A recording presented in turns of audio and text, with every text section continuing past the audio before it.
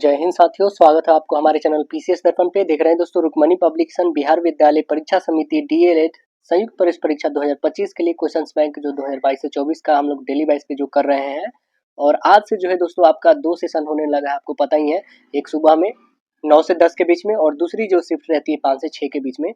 तो ये अभी शाम वाली सेशन है जो अभी कौन सा करने वाले हम लोग, सेट नंबर 12 जो 5/4/2024 में फर्स्ट शिफ्ट में पूछे गए थे क्वेश्चंस, उसे सॉल्व करने वाले हैं दोस्तों। आइए इस सेट को लगाते हैं। और आप हमारे चैनल पर नए तो सब्सक्राइब कर लीजिएगा ताकि नेक्स्ट वाली वीडियो सबसे पहले आप तक पहुंचेगी। तो चलिए देखते हैं हम लोग। Previous year solve paper of Bihar DElEd entrance exam set number 12 हम लोग का जो 5/4/2024 के फर्स्ट शिफ्ट में पूछे गए हैं। पार्ट 1 क्या आता है, जनरल हिंदी का आता है। आइए जनरल हिंदी में देखते हैं क्वेश्चंस क्या पूछे गए थे। देखिए पार्ट 1 जनरल हिंदी क्वेश्चन है कि नाविक शब्द का संधि विच्छेद बताना है। नाविक शब्द का संधि विच्छेद बता दीजिए क्या होगा। नाविक शब्द का संधि विच्छेद बताइए क्या होगा। नौ जोड़ इक होगा, नावी जोड़ क होगा, ना जोड़ विक होगा या नौ जोड़ अविक होगा। बताइए क्या होगा। तो आंसर बता देंगे इसमें। नौ जोड़ इक होगा, नाविक बोलते हैं। आंसर ए बताइएगा। बताइए जिस शब्द का दूसरा पद प्रधान हो उसे कौन सा समास कहेंगे। दूसरा पद जिसका प्रधान हो उसे हम लोग कहते हैं तत्पुरुष। क्या कहते हैं, तत्पुरुष समास कहते हैं उसे। और द्विगु समास किसे कहेंगे बताइएगा, या फिर द्वंद्व समास किसे कहेंगे। देखिए द्विगु समास में कैसे पता करेंगे, जिस समास में पद जो है क्या हो, संख्यावाचक विशेषण होता है और दूसरा पद प्रधान होता है उसे द्विगु समास हम लोग कहते हैं, है ना। आगे क्वेश्चन देखते हैं। सिर दर्द शब्द में बताना है कि ये कौन सा समास है। सिर दर्द कौन सा समास है, तो आंसर बता देंगे। यह जो है आपका तत्पुरुष समास है। कौन है, तत्पुरुष समास। आइए देखते हैं हम लोग गद्यांश को पढ़ते हैं। पहले तो क्वेश्चंस देख लेते हैं कि क्वेश्चंस क्या पूछा गया है। क्वेश्चंस पूछा गया है कि पहले विवेक मर जाता है, श्री कृष्ण क्यों आए थे। अच्छा ये क्वेश्चंस है, तो आइए देख लेते हैं हम लोग क्यों आए थे। देखिए कह रहा है कि मैत्री को राह बताने को, सबको सुमार्ग पर लाने को, दुर्योधन को समझाने को, भीषण विध्वंस बचाने को भगवान हस्तिनापुर आए। भगवान कहाँ पे आते हैं, हस्तिनापुर आए। पांडव का संदेश लाए, दो न्याय अगर तो आधा दो, पर इसमें भी यदि बाधा हो तो दे दे केवल 5 ग्राम, रखो अपनी धरती तमान। वही खुशी से खाएंगे, परिजन पे हंसी न उठाएंगे, दुर्योधन यह भी दे न सका, आशीष समाज का ले न सका। उल्टे हरि को बांधने चला, जो था साधे साधने चला, जब नाश मनुष्य पे छाता है, पहले विवेक मर जाता है। श्री कृष्ण क्यों आए थे बताइए। दुर्योधन से मिले, दुर्योधन को समझाने, युद्ध को रोकने, या फिर धृतराष्ट्र को समझाने, या फिर हस्तिनापुर देखने आए थे। बताइए क्या हो जाएगा। तो आंसर बता देंगे ऑप्शन नंबर बी, दुर्योधन को समझाने और युद्ध को रोकने आए थे। ऑप्शन बी करेक्ट बताइएगा। आगे देखेंगे ज्वाइंट सेक्रेटरी, इसका हमें अर्थ बताना है कि क्या हो जाता है। ज्वाइंट सेक्रेटरी मतलब क्या होता है, तो ज्वाइंट सेक्रेटरी मतलब बोलेंगे संयुक्त सचिव, है ना। आंसर बताइएगा राइट आंसर से।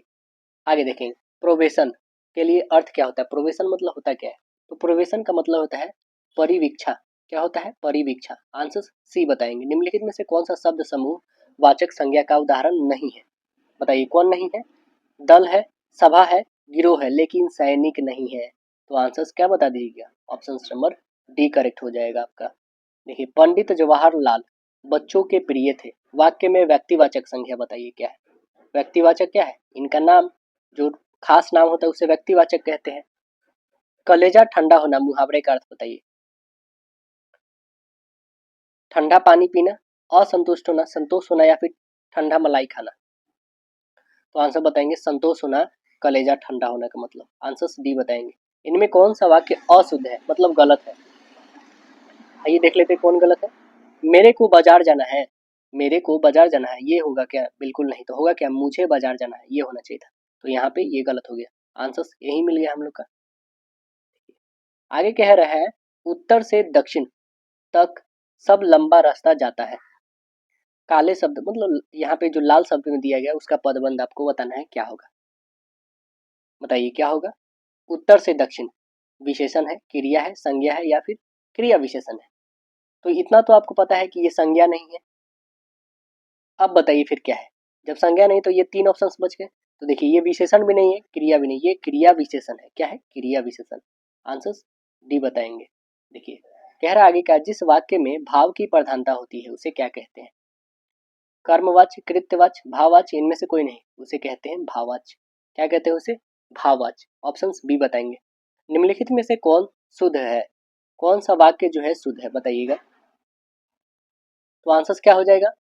पढ़ते हैं हम लोग। पिता का उत्तरदायित्व तो पुत्र पर होता है, ये तो बिल्कुल सही है। मैंने श्रीमती शांति जी से वार्ता की, बिल्कुल यहाँ पे गलत है। सीधे हम लोग का ऑप्शन जब यही मिल गया तो दूसरे में जाने की जरूरत ही नहीं है। व्यंजना शब्द शक्ति से जो अर्थ निकलता है उसे क्या कहते हैं? उसे कहते हैं हम लोग व्यंग। क्या कहते हैं? व्यंग कहते हैं। कह रहा शब्दों में विद्यमान अर्थ का ज्ञान कराने वाला बौद्धिक व्यापार क्या कहलाता है?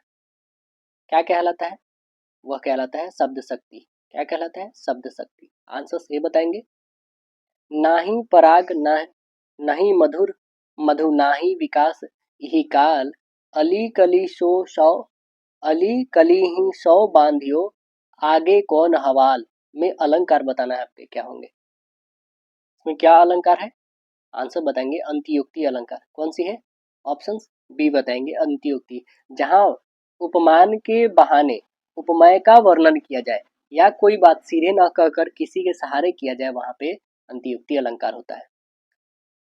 काली घटा का घमंड घटा में अलंकार बताइए। अनुयुक्ति तो होगा नहीं, यहाँ काट दीजिए। अनुप्रास होगा नहीं क्योंकि रिपीट कर नहीं रहा है। देखिए यहाँ पे रिपीट कर रहा है ये अनुप्रास भी, लेकिन घ ये भी कर रहा है, ये अनुप्रास भी हो सकता है। आपको पता है कि एक सेंटेंसेस में बहुत सारे अलंकार हो सकते हैं ना, 2 3 4 हो सकते हैं। तो देखिए घ और घ हो रहा है, तो यहाँ पे ये भी बता सकते हैं कि हाँ ये हमारा अनुप्रास अलंकार भी है। और एक और भी है अलंकार, वो भी आपको बताने हैं। कौन से अलंकार? तो आप बताएंगे इसमें अनुप्रास अलंकार भी है, यमक भी है ना, अर्थ के अकॉर्डिंग देखेंगे। तो ऑप्शन बी भी है और सी भी करेक्ट है। तो आप जिसके अकॉर्डिंग मारेंगे, यदि अनुप्रास मारते हैं ये भी सही होगा, यमक मारिएगा ये भी सही होगा, लेकिन अर्थ के अकॉर्डिंग आप पहले देखेंगे तो यमक यहाँ पे करेक्ट होगा, है ना। तो आंसर सी लगाएंगे। उपयुक्त चयन करना है आपको एक आंसर्स को। देखिए तुमने अनजाने वह पीरा छवि के सर से दूर भगा दी में अलंकार बताइए। कौन सा अलंकार है इसमें? तो आंसर बताएंगे इसमें रूपक अलंकार है। कौन है? रूपक। देखिए जितने कष्ट कंठ को में है, जिनका जीवन सुमन खिला, गौरव ग्रंथ उन्हें उतना ही, यत्र तत्र सर्वत्र मिला में अलंकार बताइए कौन सा है? तो इसमें कौन है? इसमें भी रूपक अलंकार है। देखिए नील परिधान बीच सुकुमारी, खूल रहा था मृदुल अधखुल अंग, खिला हो ज्यों बिजली का फूल, मेधवन बिच गुलाबी रंग। इस पंक्ति में कौन सा अलंकार है? श्लेष, यमक, रूपक, उत्प्रेक्षा। तो आंसर क्या बता देंगे? Option number D. यहाँ पे ज्यों ही, ज्यों मनो जनहु, ऐसे जैसे आ जाए सीधे उत्प्रेक्षा में जाना है आपको। न खुद ही मिला न विशाले सनम, न इधर के रहे न उधर के रहे। इस पंक्ति में अलंकार बताना है आपके। कौन से अलंकार है इसमें? तो सीधे से आप देख रहे हैं कौन से है? विरोधाभास इसमें अलंकार आ रहा है। आगे है क्या? रगन में कितने लघु और गुरु वर्ण होते हैं? कितने होते हैं? तो आंसर बताएंगे एक गुरु, एक लघु और एक गुरु।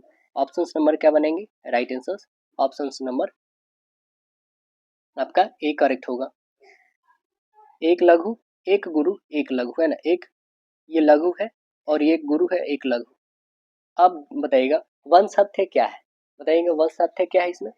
तो आंसर बता देंगे वन सत्य जो है वर्णिक छंद है। क्या है? वर्णिक छंद। साहित्य दर्पण नामक ग्रंथ के रचयिता कौन है? साहित्य दर्पण नामक ग्रंथ के रचयिता कौन है? तो आंसर बताएंगे आचार्य विश्वनाथ। कौन है? आचार्य विश्वनाथ। आंसर बी बताएंगे आचार्य विश्वनाथ। आगे देखिएगा नहीं पराग नहीं मधुर मधु, नहीं विकास नहीं काल, अली कली ही सौ बांधियो, आगे कौन हवाल। उपयुक्त पंक्ति में कौन सा रस बताना है हमें, है ना। कौन सा रस है इसमें? तो आंसर बता देंगे इसमें श्रृंगार रस है। आंसर ए बताइएगा। पार्ट 2 मैथमेटिक्स का देखेंगे। क्वेश्चन है क्या कि 234 के अभाज्य गुणनखंड में 3 का अधिकतम घात कितना है, ये हमें बता देना है। तो देखिए 3 का कितना घात आ जाएगा? पहले कितना है? 234। 234 का बस यहाँ पे गुणनखंड निकाल दीजिए। 234 का हम लोग यहाँ कितना 3 से कटेगा क्या? बिल्कुल 3 7 21 और 3 8 24। 3 से फिर काट के देखते हैं तो 3 दूना 6 3 6 18, फिर 3 से तो नहीं जाएगा, 2 से 13 टाइम। अब इससे छोटा तो नहीं होने वाला है।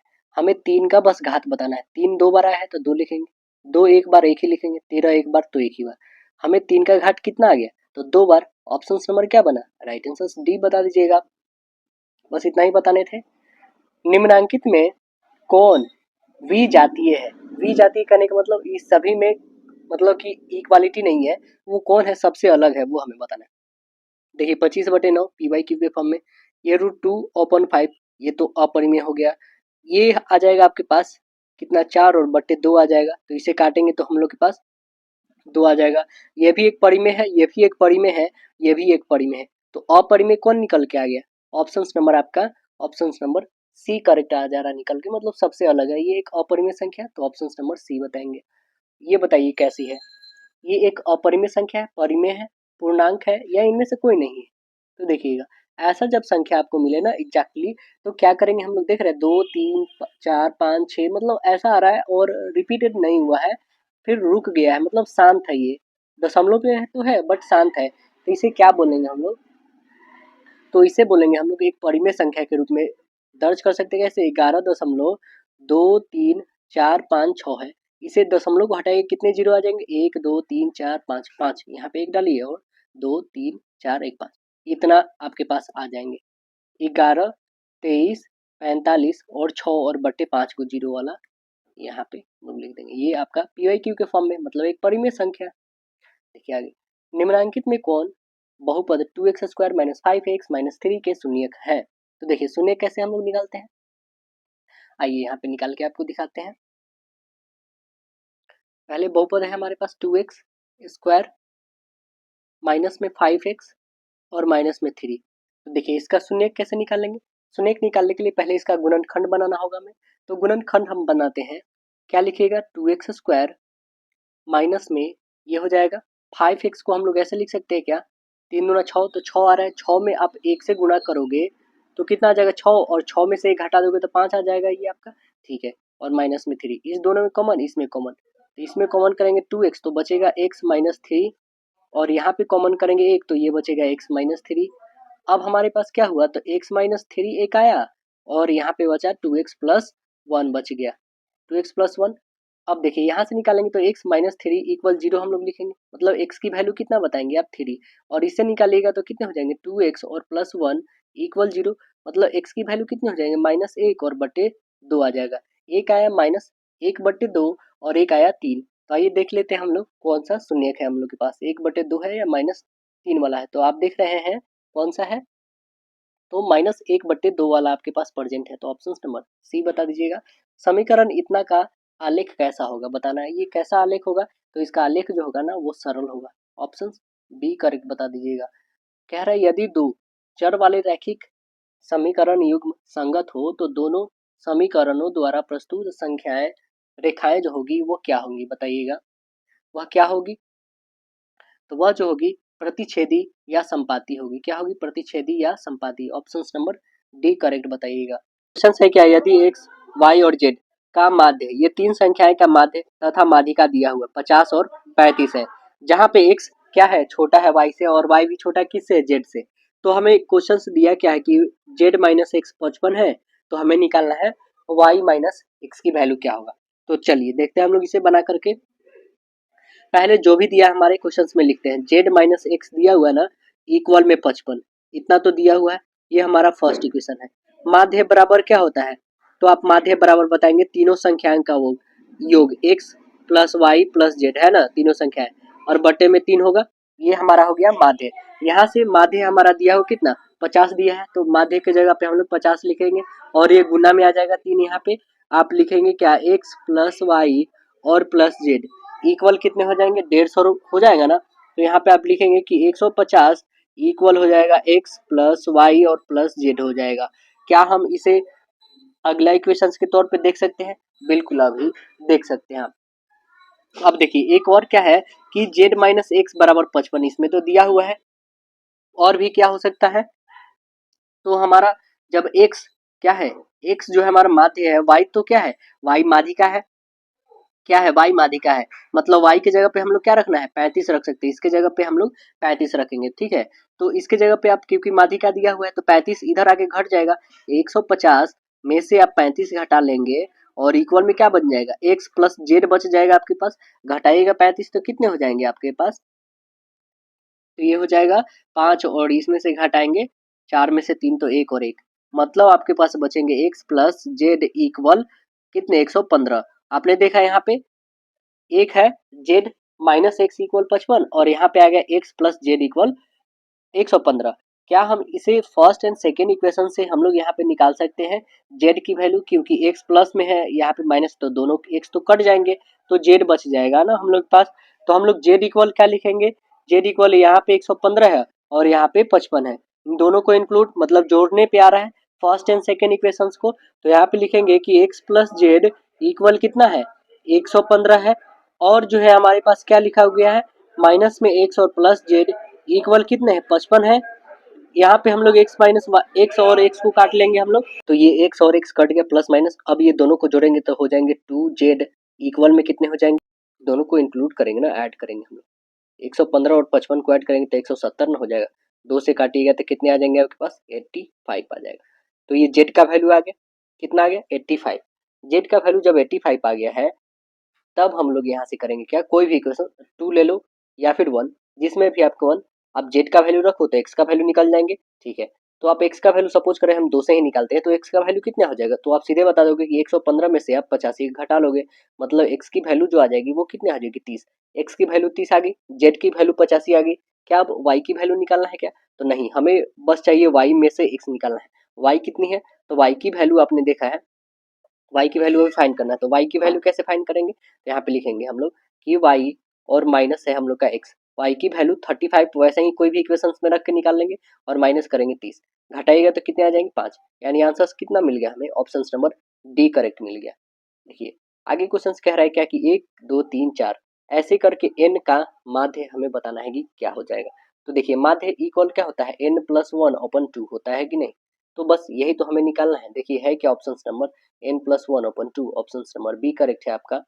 आगे क्वेश्चन कह रहा है कि x अक्ष को किस समीकरण के द्वारा निरूपित किया जा सकता है, बताइएगा किसके द्वारा निरूपित किया जा सकता है, तो आंसर बताएंगे ये y इक्वल 0 के द्वारा निरूपित किया जा सकता है, ऑप्शन नंबर बी। एक वॉशिंग मशीन जिसका नगद मूल्य 15,000 है किस्त योजना के अंतर्गत खरीदी गई है, जिसमें 2250 रुपए के तुरंत भुगतान के बाद 2 समान अर्धवार्षिक किस्तों में भुगतान किया गया है। यदि ब्याज की दर 8% वार्षिक दर से प्रति छमाही संयोजित किया गया हो तो प्रत्येक किस्त की राशि क्या होगी, ये हमें बताना है। तो आइए देख लेते हैं प्रत्येक किस्त की राशि क्या हो जाएगी। देखिए यहाँ पे हम मान लेते हैं क्या, मान क्या लेते हैं यहाँ पे वॉशिंग मशीन का नगद मूल्य दिया हुआ कितना है, तो हमारे पास दिया हुआ है वो हम लोग लिख लेते हैं 15,000 है। ओके, अब कह रहा है तुरंत भुगतान में वो कितने में मिल जा रहा है, तो वो 2250 रुपए में तुरंत भुगतान के लिए। तो ऋण की जो राशि होगी लोन की वो कितनी हो जाएगी, इसमें से घटा लो, यानी 12,750 रुपया हो जाएगी ऋण की राशि। और रेट कितना दिया हुआ है, रेट दिया हुआ 8% है ना, अर्धवार्षिक है तो आधा हो जाएगा सीधे, मतलब 4% हो जाएगा। और हम मान लेते हैं यहाँ पे जो राशि है हमारा वो कितना है, वो 100 रुपया है, हम ये मान लेते हैं किस्त की राशि। तो अकॉर्डिंग टू क्वेश्चन हम लोग कैसे बनाएंगे कि ये जो 12,750 आई है ना, इसी गुना करेंगे 104 ओपन हो जाएंगे 100, माइनस करेंगे हम लोग यहाँ पे कितने, तो x, और गुना करेंगे किससे, तो गुना करेंगे 104 और बट्टे 100, ये किसके बराबर होगा, तो ये x के बराबर होगा, जो हमने p माना है उसके बराबर। बस x की वैल्यू निकालेंगे यहाँ पे हम लोग, ये 0 से 0 कटेगा, ऐसे एलसीएम ले लेंगे तो कितने आ जाएंगे यहाँ पे बताइएगा, 12,750 रखते 0 नहीं काटते हम लोग, तो ये बनेगा आपका 104 बट्टे 100 और गुने हो जाएगा 104 बट्टे 100, माइनस हो जाएगा 104 बट्टे 100, इक्वल में कितने रहेंगे, तो इधर x रहेगा। ठीक है, इसे कैलकुलेट करेंगे तो हमारे पास आ जाएगा 1379040 आ जाएंगे, है ना, कैलकुलेट करिएगा तो अपॉन में 100, ये रहेगा इसके 204x अपॉन में रहेगा 100, ये 100 से 100 कैंसिल हो जाएगा, तो x की वैल्यू आप करोगे काटिएगा 1379040 को 204 से, तो कितने टाइम्स में कटेगा 6760 टाइम में, कितने टाइम में कटा 6760 टाइम में, मतलब वो जो हमारी किस्त वाली वैल्यू थी वो कितनी थी 6760। ऑप्शन नंबर क्या बनेगा, राइट आंसर ऑप्शन ए बताइएगा। आगे क्वेश्चन कह रहा है कि डीलर एक माइक्रोवेव ओवन 5800 रुपए की नगद पर देता है, एक ग्राहक इसे 1800 नगद तथा 3 वार्षिक किस्तों में खरीदता है। यदि डीलर 12% वार्षिक संयोजित होने वाले ब्याज लेते हैं तो प्रत्येक किस्त की राशि क्या होगी ये हमें बताना है। माइक्रोवेव ओवन का नगद मूल्य कितना है? 5800 रुपया है। देखिए नगद मूल्य है 5800, 5800 है। ओके, अब कह रहा है तुरंत भुगतान करता है तो 1800 में, तुरंत भुगतान 1800, और ऋण बाकी रह जाता है वो कितना, तो इसमें से घटा लेंगे हम लोग, 4000 बाकी रह जाता है जिसको 3 किस्त में पे करने वाला रहता है। तो रेट कितना है इसके पास, 12% है ना। और ये जो मासिक किस्त है उसे हम लोग मान लेते हैं 100 रुपया है। चलिए अब बनाते हैं हम लोग यहाँ पे 4000 जो हमारा है बचा है, ये 4000 को ही किस्त में जमा कर रहा है ना, तो एक्स अपॉन हो जाएगा 1 + 12 अपॉन 100 होगा। 3 किस्तों में जमा कर रहे हैं तो एक्स अपॉन, सेम यहाँ पे लिखेंगे एक्स + 12 अपॉन 100 का होल स्क्वायर हो जाएगा ये, प्लस एक्स अपॉन हो जाएगा 1 + 12 अपॉन 100 का कितना, तो होल क्यूब हो जाएगा, क्योंकि यहाँ पे 3 किस्त के बारे में बोला गया है। अब चलिए इसे सॉल्व करते हैं कि 4000 इक्वल हो जाएगा हम लोग का, यहाँ पे एक्स इंटू हो जाएगा 25/28, 25/28 हो जाएगा, इसे कैलकुलेट कर लीजिए, काट लीजिएगा तो, और प्लस में रहेगा एक्स, और इंटू हो जाएगा यहाँ पे हम लोग के पास 25/28 का होल स्क्वायर हो जाएगा। सेम यहाँ पे वही करेंगे, प्लस एक्स इंटू 25/28 का होल क्यूब कर देंगे ना।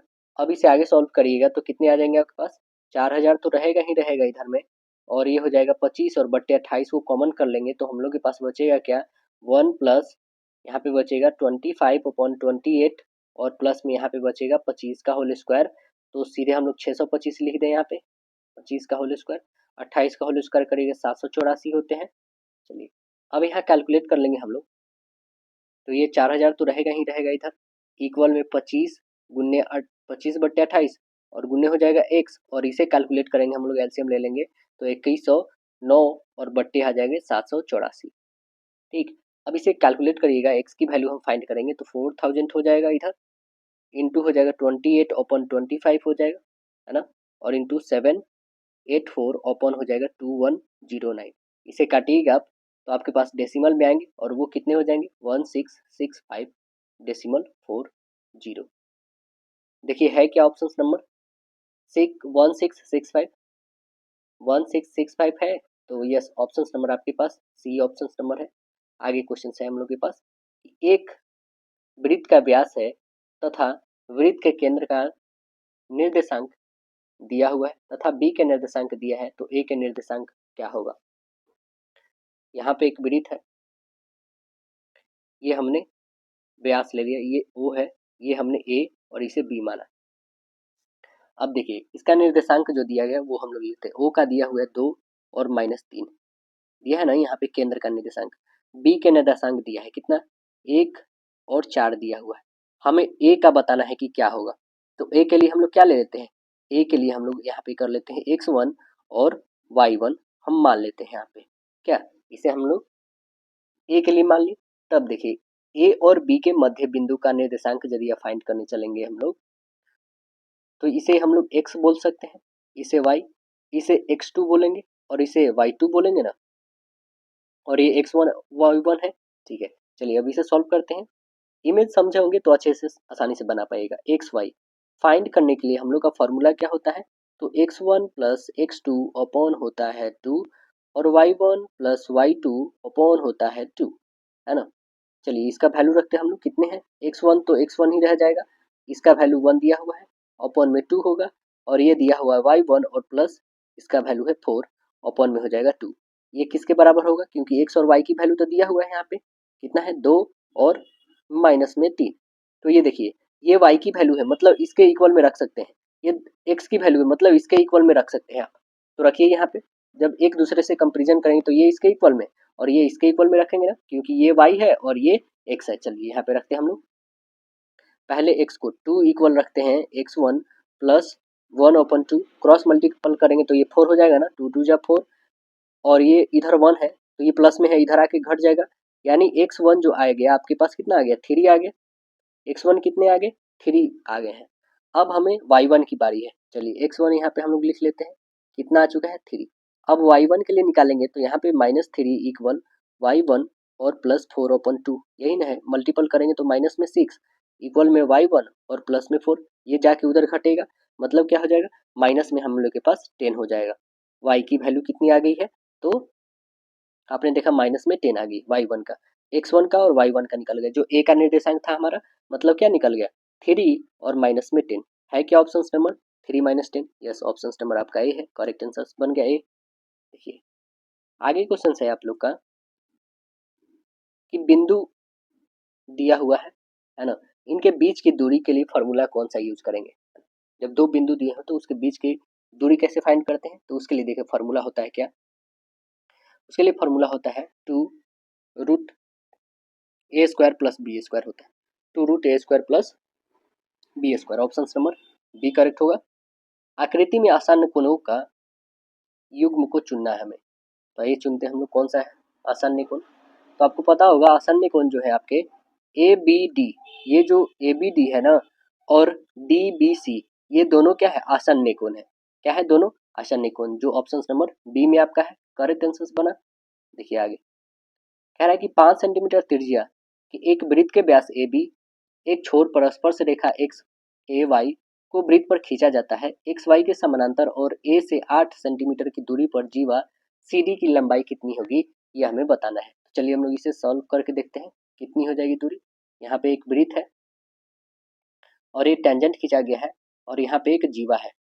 अब इस जीवा को हमने, देखिए ये एक वृत्त हो गया और ये एक टेंजेंट है, स्पर्श रेखा, अब स्पर्श रेखा में एक जीवा हमने डाल दिया और यहाँ से ये व्यास है इसकी, ठीक है ना। अब देखिए इसका हमने पॉइंट नाम रखा ई, इसका बी, इसका सी, इसका नाम रख दिया डी, ये है ए। अब देखिए जो जहाँ तक दिया है, जैसे ये हमारा सेंटर हो गया ओ, अब देखिए ओ से ये सी की डिस्टेंस कितनी है 5, ई से ओ की डिस्टेंस कितनी है 3, इसके बीच में डिस्टेंस कितना है, जो जितना ये रहेगा क्योंकि ये भी तो रेडियस ही है तो 5 होगा। इस दोनों के बीच की डिस्टेंस कितनी है, तो ये दोनों के बीच की डिस्टेंस 8 है, यहाँ से यहाँ तक की कितनी है 8 सेंटीमीटर है। अब देखिए ये वृत्त की जो है हमारे पास त्रिज्या जब 5 दी हुई है, ए ई आप देख रहे हैं वो कितनी हो जाएगी, 5 और प्लस 3 8 हो जाएगी। ए ई की वैल्यू जो हो जाएगी, क्योंकि त्रिज्या प्लस वो जोड़ेंगे तो टोटल 8 आ जाएगी, 8 दिया भी है। अब देखेंगे ट्रायंगल ओ ई सी में, ओ ई सी में देखेंगे तो आपके पास क्या है, ये आपका हाइपोटेनस है, ये आपके पास बेस है, तो परपेंडिकुलर आप फाइंड नहीं कर लेंगे। तो परपेंडिकुलर फाइंड करने के लिए पी इक्वल होता है हाइपोटेनस का होल स्क्वायर माइनस बेस का होल स्क्वायर। हाइपोटेनस कितने हैं 5, 5 का होल स्क्वायर 25 में से आप 9 घटा लो तो 16, 16 के कितने होते हैं 4, यानी हमारे पास परपेंडिकुलर कितने आ गए 4 सेंटीमीटर। तो आप सी डी की वैल्यू फाइंड करेंगे सी डी के लिए, तो टोटल सी डी की वैल्यू कितनी हो जाएगी, जब ये 4 है तो इधर भी कितने होंगे, इधर भी 4 यानी 8 हो जाएगा। तो हमें सी डी की वैल्यू तब पता करनी थी, कितना आ गए 8 सेंटीमीटर, ऑप्शन नंबर क्या बना, तो राइट आंसर ऑप्शन डी। किसी बाह्य बिंदु से वृत्त पर डैश स्पर्श रेखाएं खींची जा सकती हैं, तो आंसर बताएंगे कितनी स्पर्श रेखाएं खींची जा सकती हैं, वो है 2, ऑप्शन नंबर सी करके बताएंगे, है ना। देखिए कि यहाँ पे हमने वृत्त बनाया और यहाँ से आप जो है ना दोस्तों, ये एक 2 ही स्पर्श रेखाएं खींची जा सकती हैं, तो इसलिए ऑप्शन नंबर सी करेक्ट होगा। देखिए भुजा की लंबाई ए वाले वर्ग का क्षेत्रफल, वर्ग का क्षेत्रफल क्या होता है भुजा स्क्वायर, भुजा गुना भुजा, वो कौन है ऑप्शन नंबर डी है।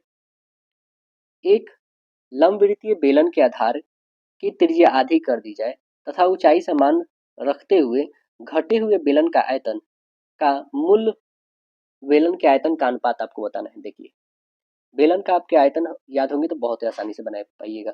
पहले हम लोग बेलन की त्रिज्या आर लेते हैं, अब जो नई त्रिज्या है ना वो क्या हो जाती है, अच्छा एक ऊंचाई भी होती है, अब जो नई त्रिज्या आती है ये त्रिज्या की आधी हो जाती है, तो r/2 कर लो, लेकिन ऊंचाई सेम रहती है।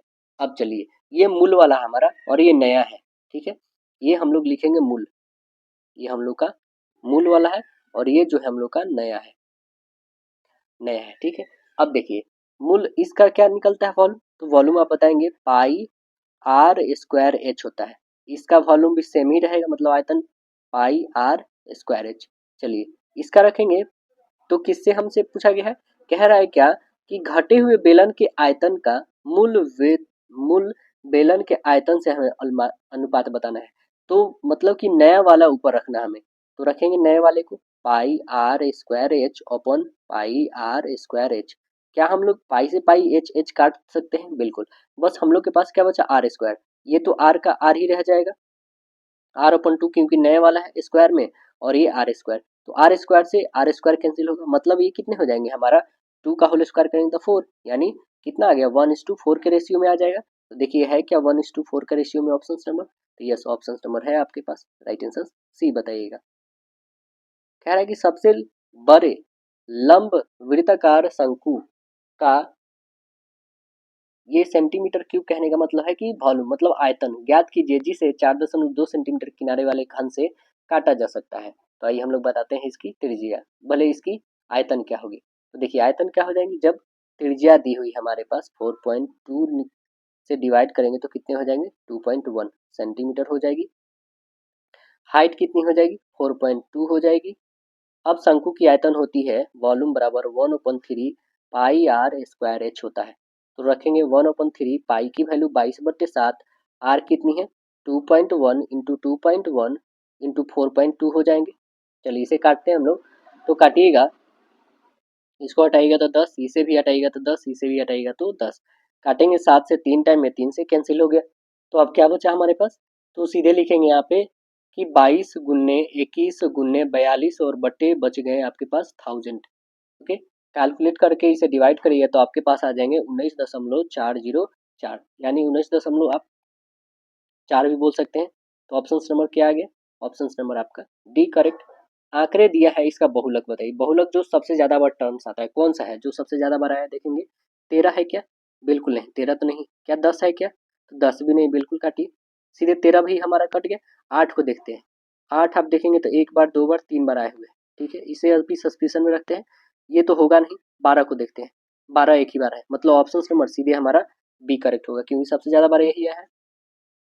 प्रथम 10 सम प्राकृतिक संख्याओं का माध्य कितने हो जाएंगे? चलिए इसे सॉल्व करके देखते हैं कितने हो जाएंगे। प्रथम 10 सम प्राकृतिक बोल रहा है ना, तो प्राकृतिक मतलब एक से स्टार्ट होने वाला। तो देखिए वो कितने हो जाएंगे टोटल। तो आपको पता है कि सम जो हमारा हो जाएंगे 2 4 6 8, है ना, 10 नहीं होगा दोस्तों यहाँ पे, 2 4 6 8 10, ऐसे हम लोग टोटल 10 तक लेके जाएंगे तो हमारे कितने हो जाएंगे? टोटल जो है 20 तक जाएगा हमारा, ठीक है ना। ये प्रथम प्राकृतिक संख्या है। तो जो ये प्रथम प्राकृतिक संख्या 10 है, इसमें सभी को इंक्लूड करेंगे तो ये होता है क्या कि 2 प्लस एन अपॉन होता है हमारे पास 2, ये माध्य फाइंड करने का। तो 2 और प्लस टोटल कितने, लास्ट जो आ रहा है 20 अपॉन 2 करेंगे, 22 का आधा आप सीधे निकालोगे, कितने आ गए? 11 आ गए। मतलब वो हमारी जो संख्या जो हमारी माध्य होगी वो कितनी आ जाएगी? 11 है क्या ऑप्शन नंबर? तो ऑप्शन नंबर यस बताइएगा राइट आंसर बी करेक्ट आप बता दोगे। आगे देखेंगे, कह रहा है क्या इतना का माध्यिका, माध्यक निकालना में कितना हो जाएगा? माध्यक निकालने के लिए क्या करना होता है? पहले तो असेंडिंग ऑर्डर में से जा लीजिए, नंबर को काउंट कर लीजिए, कितने 1 2 3 4 5 6 7 8, सम संख्या है। सम संख्या के लिए क्या फॉर्मूला होता है? तो सम संख्या के लिए सीधे फॉर्मूला होता है कि n अपॉन 2 होता है ना, और प्लस में हम लोग लिखेंगे n अपॉन 2 और प्लस 1वां पद, ठीक है। इन दोनों को ऐड करके हम लोग 2 से डिवाइड कर देंगे, सो हमारा माध्यक निकल जाएगा। तो देखिए चौथा पद और प्लस पांचवा पद का आधा, चौथा पद पहले तो हम लोग देखेंगे, असेंडिंग ऑर्डर में सजाते हैं। तो सबसे पहले आ जाएगा 3, उसके बाद 5, उसके बाद 6, उसके बाद 7, उसके बाद 8, उसके बाद 9, ऐसे। तो हमें चौथा और पांचवा से मतलब है, तो चौथा ये है और पांचवा ये, 7 8 जोड़ेंगे कितने हो जाएंगे? 15, 15 का आधा कितने हो जाते हैं? 7.5, option number c correct.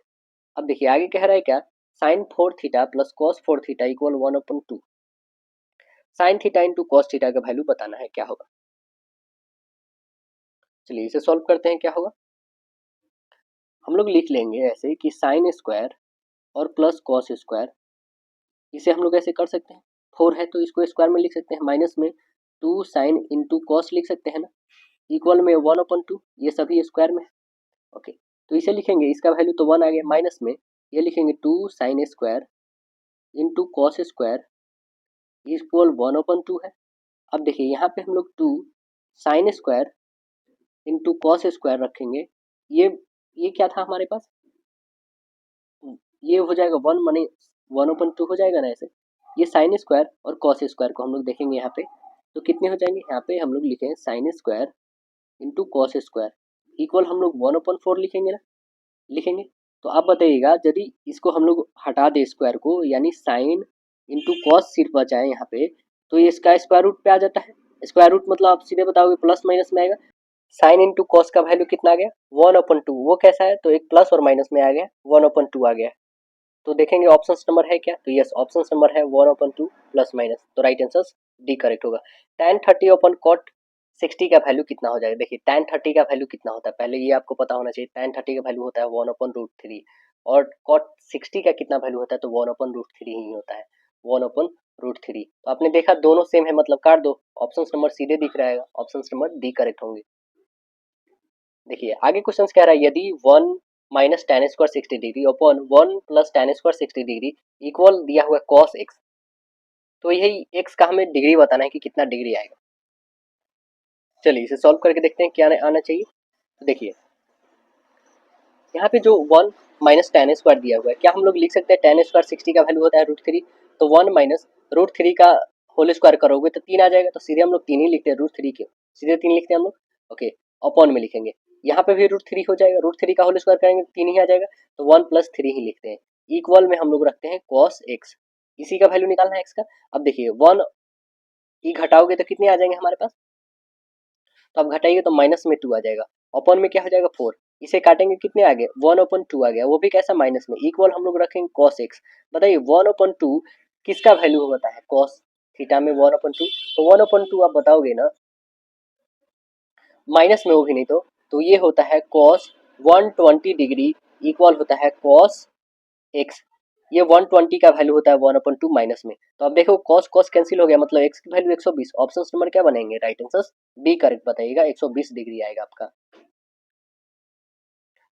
Part 3 science की है, क्वेश्चन है कि ब्रॉयलर मुर्गियों का दैनिक भोजन प्रोटीन व वसा से युक्त होता है, पोल्ट्री खाद्य में निम्न में से किसका स्तर जो है उच्च रखा जाता है, किसका स्तर उच्च रखा जाता है, तो आप बताएंगे विटामिन ए और के का रखा जाता है, आंसर ए करेक्ट बताइएगा। निम्नलिखित में से कौन सा उत्पाद लेड नाइट्रेट को गर्म करने पर प्राप्त होता है, कौन सा उत्पाद है बताइएगा, तो NO2 और O2 है, NO2 और O2 है, ऑप्शन नंबर डी करेक्ट बताइएगा। निम्नलिखित में कौन अक्रिय गैस का इलेक्ट्रॉनिक विन्यास नहीं है, अक्रिय गैस का इलेक्ट्रॉनिक विन्यास कौन नहीं है, अक्रिय गैस आपको पता होगा कौन होता है, helium, neon, argon, krypton, xenon, radon, ये होता है ना, तो उसी में बताना है ये किसका नहीं है, तो आंसर बताएंगे ये जो ऑप्शन नंबर है इलेक्ट्रॉनिक विन्यास ये नहीं है आपका कोई अक्रिय गैस का, है ना। ऑप्शन नंबर क्या बनेंगे राइट आंसर बी करेक्ट होगा। कह रहा है कि सूखी बर्फ किसे कहते हैं हम लोग, किसे कहते हैं CO2 को कहते हैं, ठोस कार्बन डाइऑक्साइड को कहते हैं, ऑप्शन नंबर क्या बनेगा right answer option number D correct बताएंगे। कह रहा है कि वेटेकर ने वर्गीकरण के लिए कितने मानदंडों का उपयोग किए थे, कितने मानदंड का उपयोग किए थे, तो आंसर बताएंगे 5 मानदंड का, ऑप्शन नंबर डी करेक्ट बताइएगा। आगे क्वेश्चन है हम लोग से क्या कि रक्षी कोशिकाओं में प्रकाश संश्लेषण की प्रक्रिया द्वारा उत्पन्न होता है, बताइएगा क्या उत्पन्न होता है, तो आंसर बता देंगे वो उत्पन्न होता है चीनी, ऑप्शन बी करेक्ट बताइएगा। देखिए चीनी का रासायनिक सूत्र आपको पता हो क्या होता है बता देंगे, ग्लूकोज का जैसे C6H12O6 होता है ना, वैसे चीनी का बताइएगा क्या होता है कमेंट सेक्शन में। एक खाद्य श्रृंखला में एक पोषी स्तर से दूसरे पोषी स्तर तक प्रवाहित होने वाली ऊर्जा की मात्रा कितनी प्रतिशत है, बताइए कितना है, ऑप्शन बी बताएंगे 10% है। कह रहा है कि मूलांकुर के अलावा पौधे के किसी अन्य भाग में से विकसित होने वाली जड़ें क्या कहलाती हैं, वह कहलाती हैं आपका साहसी और अपस्थानिक जड़ें कहलाती हैं, ऑप्शन बी करके बताइएगा। कह रहा है 45 वर्ष के करीब महिलाओं में मासिक स्राव बंद हो जाता है, इस अवस्था को क्या कहते हैं, क्या कहते हैं इस अवस्था को, इस अवस्था को कहते हैं मेनोपोज, क्या कहते हैं मेनोपोज कहते हैं। वृत्ताकार पथ पर घूम रहे एक कण का विस्थापन अर्धवृत्तीय तय करने के बाद क्या होगा अगर वृत्ताकार पथ का त्रिज्या r हो, बताइएगा क्या होगा, तो आंसर बताएंगे 2r होगा, ऑप्शन नंबर सी करेक्ट हो जाएगा। कह रहा है कि 20 किलोग्राम द्रव्यमान की वस्तु पर 5 न्यूटन का बल लगाने में उत्पन्न त्वरण का मान कितना हो जाएगा, तो देखिए इसको कैसे हम लोग बनाएंगे, त्वरण इक्वल आपको पता होगा क्या होता है, तो त्वरण इक्वल एक्सेलरेशन बराबर बताएंगे एफ अपॉन एम होगा, फोर्स अपॉन मास होगा ना, क्योंकि एफ इक्वल आपको पता होगा क्या होता है मास इंटू एक्सेलरेशन होता है, तो जस्ट हम लोग एक्सेलरेशन फाइंड करेंगे तो फोर्स अपॉन मास हो जाएगा ना। तो यहाँ पे हम लोग निकालेंगे एफ दिया हुआ हमारे पास 5 न्यूटन, मास दिया हुआ हमारे पास 20, इसे डिवाइड करोगे तो कितना हो जाएगा 1/4, 1/4 को डिवाइड करोगे 0.25 मीटर पर सेकेंड स्क्वायर आ जाएंगे। ऑप्शन नंबर क्या बताइएगा, राइट आंसर डी बताएंगे आप। देखिए, कोई वस्तु जिस पानी में तैर रहा हो उस पानी में नमक मिला दिया जाए तो क्या प्रतिफल होगा। वस्तु का वह भाग जो द्रव में डूबा हुआ है उसका आयतन क्या हो जाएगा, घट जाएगा। ऑप्शन सी बताइएगा। कह रहे हैं कि वह दूरी संपीड़ित या विरल प्रति इकाई समय तय करता है। कैसा तय करता है बताइएगा, तो आप बताएंगे ध्वनि की गति में करता है। ऑप्शन बी बताइएगा। दक्षिण भारत के तटवर्ती क्षेत्र में जाड़े के दिनों में होने वाली वर्षा का मुख्य कारण क्या है, बताएंगे क्या है वर्षा का मुख्य कारण, लौटती मानसून। आंसर सी बताएंगे, लौटती मानसून। देखिए आगे क्वेश्चन कह रहा है क्या कि दिए गए पानी के नमूने में गंध यौगिक की सांद्रता निर्धारित करने के लिए इनमें से किस तकनीकी का उपयोग किया जाता है। कौन सी तकनीक का उपयोग करते हैं हम लोग, तो स्ट्रिपिंग का। क्या चीज का, स्ट्रिपिंग का। ऑप्शन नंबर सी बताइएगा। इनमें से कौन सा इन सीटू संरक्षण स्थल नहीं है, बताइए कौन नहीं है, तो प्राणी उद्यान नहीं है। ऑप्शन नंबर बी करेक्ट बताइएगा। आगे क्वेश्चन है कि पेट्रोलियम किन चट्टानों में मिलते हैं, बताइए कौन से चट्टान में मिलता है पेट्रोलियम, तो आंसर बताएंगे पेट्रोलियम मिलता है आपको परतदार में। कैसे में मिलता है, परतदार। ऑप्शन नंबर बी करेक्ट बताएंगे। अवसादी चट्टानें तब बनती है जब कार्बनिक पदार्थ खनिज चट्टानों आदि में जमा हो जाती है।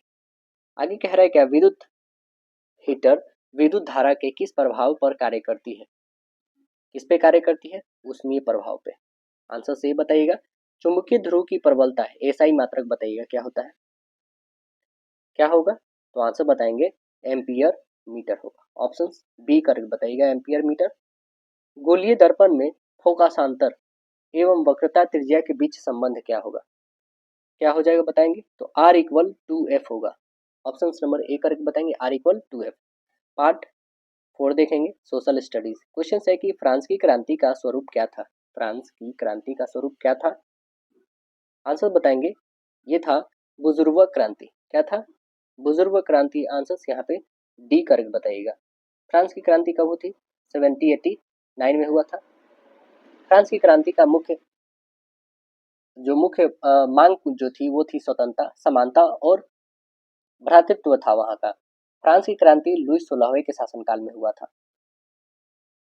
चेरो जनजाति कहाँ की रहने वाली थी, कहाँ की रहने वाली थी बताइएगा चेरो, तो आंसर बताएंगे पलामू।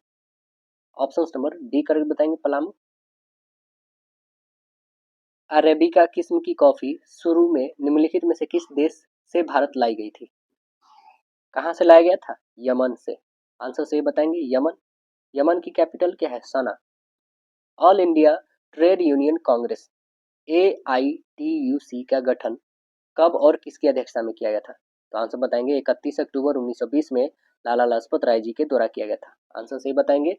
प्रथम विश्व युद्ध की समाप्ति के बाद किसके द्वारा यूरोप की अर्थव्यवस्था की पुनर्जीवित करने का प्रयास किया गया था, तो आंसर बताएंगे America. Option number c correct बताएंगे, अमेरिका। विश्व की कितनी प्रतिशत जनसंख्या भारत में रहती है, कितनी प्रतिशत रहती है, तो आंसर बताएंगे ऑप्शन नंबर ए 0.175% रहती है।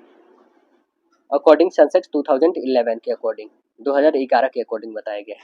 निम्नलिखित में से कौन सा राज्य बांग्लादेश को नहीं छूता है, कौन सा राज्य जो है बांग्लादेश को नहीं छूता है, तो आप बताएंगे असम तो छूता है, त्रिपुरा छूता है, मिजोरम छूता है, लेकिन मणिपुर नहीं। तो ऑप्शन डी करेक्ट बताइएगा। खनिज और जीवाश्म ईंधन गैर नवीकरणीय संसाधनों के उदाहरण है जो उनके गठन के लिए डैश लेते हैं, सैकड़ों वर्ष, लाखों वर्ष, हजारों वर्ष, केवल 1 वर्ष, लाखों वर्ष। ऑप्शन सी बताएंगे, लाखों वर्ष लेते हैं। आज भारत में जलवायु शक्ति लगभग योगदान करती है उत्पादित कुल बिजली का कितना प्रतिशत, तो आंसर बताएंगे 22%। कुल कितना, 22% करता है।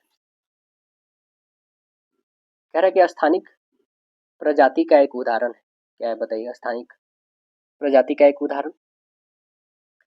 आंसर बता देंगे, वो है निकोबार कबूतर। आंसर डी बताएंगे, निकोबार कबूतर। ऊर्जा के गैर पारंपरिक स्रोत क्या है? अक्षय। ऑप्शंस बी बताएंगे, अक्षय, असम, बरौनी कानपुर पाइपलाइन से किस तरह के पदार्थ का परिवहन होता है? किस तरह का पदार्थ का परिवहन होता है? वहाँ सब पेट्रोलियम उत्पाद का होता है। ऑप्शन बी बताएंगे। बिहार का प्राचीनतम नदी घाटी परियोजना कौन सी है? सोन परियोजना है। कौन सी है? सोन परियोजना। आंसर्स ये बताएंगे। सोन परियोजना का निर्माण कब होता है? 1873 में से 74 में होता है, 73-74 में होता है। आगे क्वेश्चन है क्या बुनियादी नियमों का लिखित रूप कहाँ से लिया गया है? संविधान में है। कहाँ पे है? संविधान में। आंसर्स बी करेक्ट बताएंगे। आगे कह रहा है कि विशिष्ट व्यक्ति और साधारण व्यक्ति के वोट का मूल्य होता है, क्या होता है? एक होता है, एक, या भिन्न, दोनों होता है, भिन्न होता है, या इनमें से कोई नहीं। तो आंसर्स क्या बताइएगा? ऑप्शन नंबर ए, एक होता है। चाहे वो साधारण आदमी हो, चाहे वो कोई बड़ा आदमी हो, सभी का वोट का मतलब एक ही होता है। भारत के राष्ट्रपति जो लोकसभा के अध्यक्ष भी थे वो कौन थे? तो आंसर बता रहे हैं, नीलम संजीवन रेड्डी थे। Option number D. सूचना के अधिकार अधिनियम को भारत में कब लागू किया गया था? कब लागू किया गया था? तो आंसर बताएंगे 12 अक्टूबर 2005 को। ऑप्शन डी बताएंगे 12 अक्टूबर 2005। सत्ता साझा करने के लिए निम्नलिखित प्रणालियों में से किस एक को जांच और संतुलन कहा जाता है? बताइए किसे कहा जाता है? तो आंसर बताएंगे शक्तियों का क्षैतिज वितरण को। आंसर सही बताइएगा। नागरिकों के प्रति जवाबदेही देश का सबसे बुनियादी परिणाम है। आंसर बताएंगे लोकतंत्र का। ऑप्शन सी बताएंगे लोकतंत्र। आगे बताइएगा लोकतंत्र के विकास के तीसरे चरण में किस विचार की मान्यता मिली है? किस विचार का मिला है? तो आप बताएंगे राजनीतिक समानता के साथ आर्थिक समानता। ऑप्शन डी बताइएगा। पार्ट 5 जनरल इंग्लिश क्वेश्चन है complete the sentence using appropriate options. Which tense is used to express general truths and facts? कौन सी टेंस है जो जनरल सत्य और फैक्ट्स को बताती है? तो कौन सी है? ऑप्शन बताएंगे present indefinite tense. Option D correct बताइएगा। Complete the sentence using appropriate option. It is traditional that dash ever since. Answer बताएंगे it is a traditional that has been celebrated ever since. Option सी बताइएगा। Select the most appropriate option to change the sentence from direct speech to indirect. Why are you so sad? Asked Journey. तो answers क्या बताएंगे? Journey asked why dash so sad. तो answer बता देंगे option number B हो जाएगा यहाँ पे I watch. Select the most appropriate option to change sentence from direct speech to indirect. क्या कह रहा है? Krishna said I may live tomorrow. तो बनाएंगे क्या इसका narration? Krishna say that dash live dash. तो आंसर बता देंगे कि Krishna say that he might lives the next day. Option number A correct बताइएगा। Pick out the non finite verb in the given sentence below. क्या कह रहा है कि hearing the noise he ran to the window. बताइएगा क्या हो जाएगा इसमें नॉन फाइनाइट वर्ब्स? तो नॉन फाइनाइट आप बताएंगे हियरिंग। ऑप्शन ए करेक्ट बताएंगे। आगे देखिए pick out the non finite verbs in a given sentence below.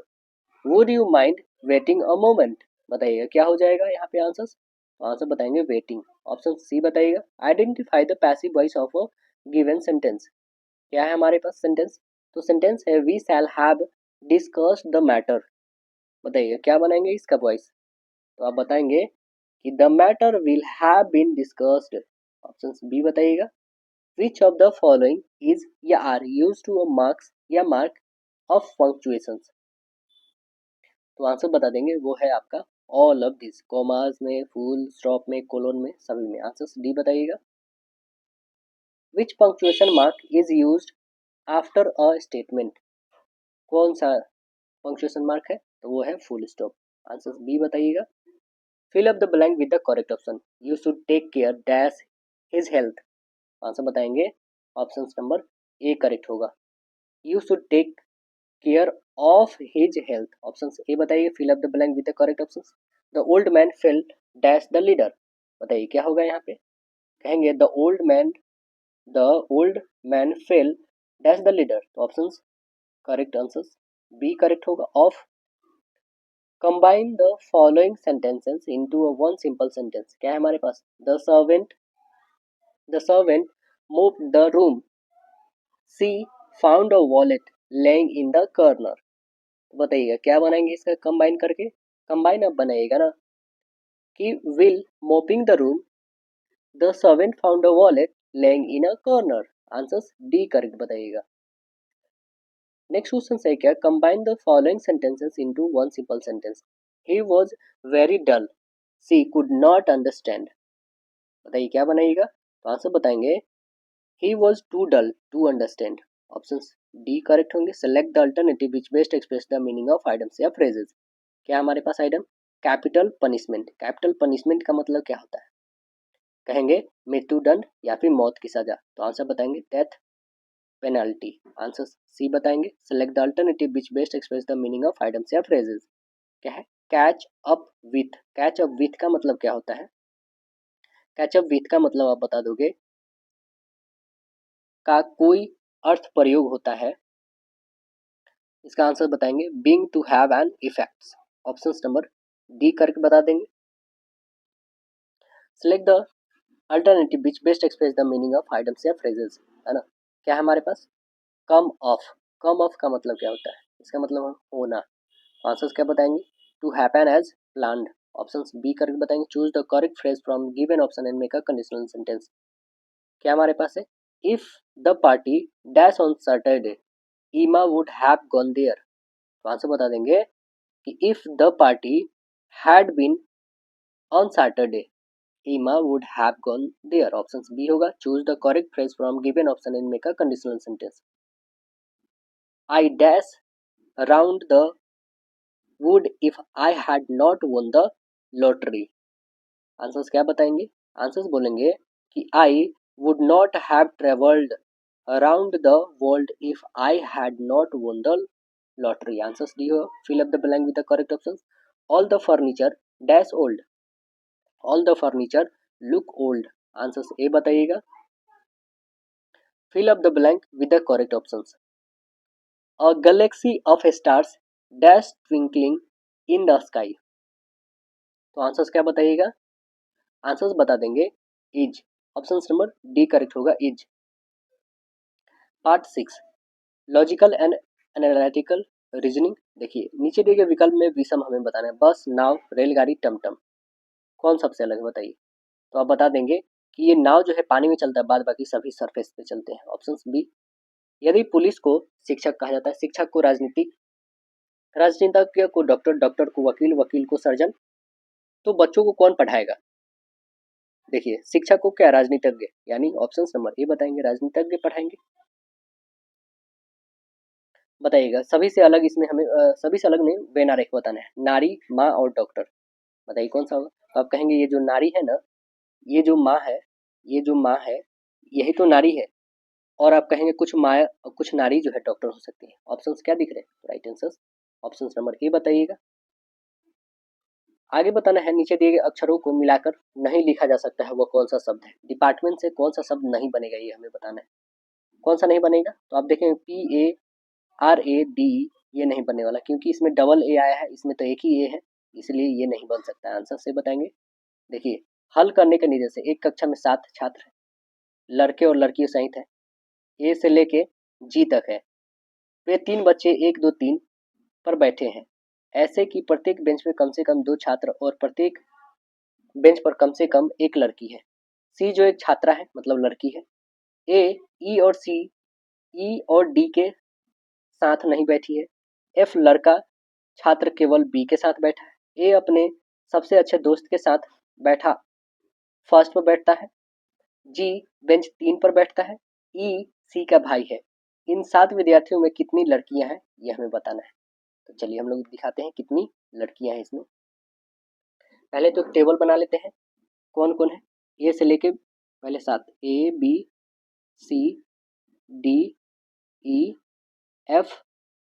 और एक जी है, ये 7 हो गए व्यक्ति टोटल। अब देखिए इसमें कह रहा है कौन लड़का है कौन लड़की है, यहाँ पे बॉयज़ एंड गर्ल को हम लोग बता देते हैं।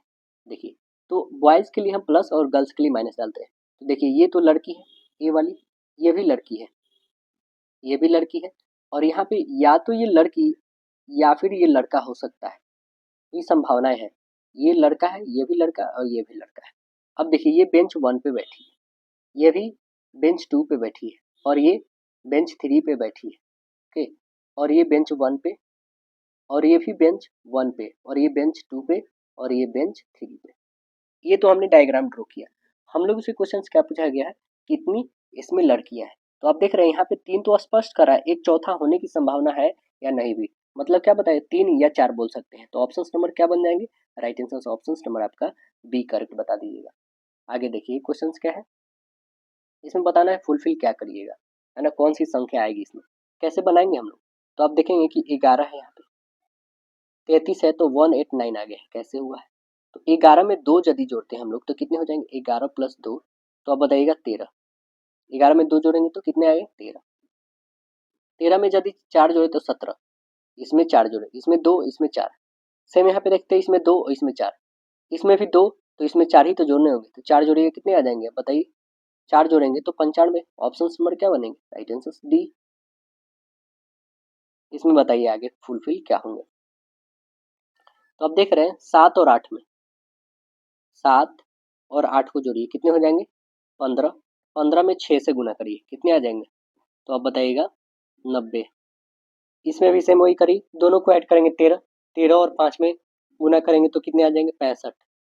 इसमें भी दोनों वही करेंगे हम लोग, 11, 11 में 4 से गुना करेंगे कितने आ जाएंगे, 44। फिर इसमें हम भी वही कैलकुलेशंस करेंगे, तो हमारे पास कितने आ जाएंगे,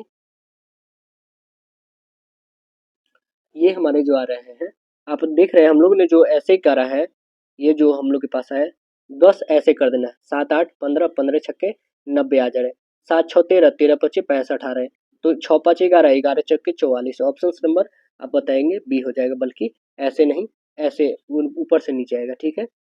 देखिए उस विकल्प को देखना है और श्रृंखला को आगे पूर्ण करना है। क्या है, 201 के बाद 2, 1 भरा, यहाँ से 2 भरा, यहाँ से 3 भरा, तो आगे कितना, 4 ही भरना चाहिए, मतलब 11। Option number D. देखिए कह रहा है कि निम्नलिखित संख्याओं की श्रृंखला में ऐसे कितने 6 हैं। 6 को पहले हाईलाइट कर लो, यहाँ पे है, यहाँ पे, यहाँ पे भी, यहाँ पे भी, यहाँ पे, यहाँ पे, यहाँ और यहाँ पे, जिनके पहले 7, जिनके पहले 7, इनके पहले 7 तो है ही नहीं, जिनके पहले 7 है ना होना चाहिए, तो ये तो है नहीं, इसको काट दो। इसके पहले 7, ये भी नहीं, काट दो। इसके पहले 7 है, एक अभी तक है, इसके पहले भी 7 है, ठीक है। इसके पहले 7 नहीं, ये भी काट दो। इसके पहले 7 है, बिल्कुल नहीं।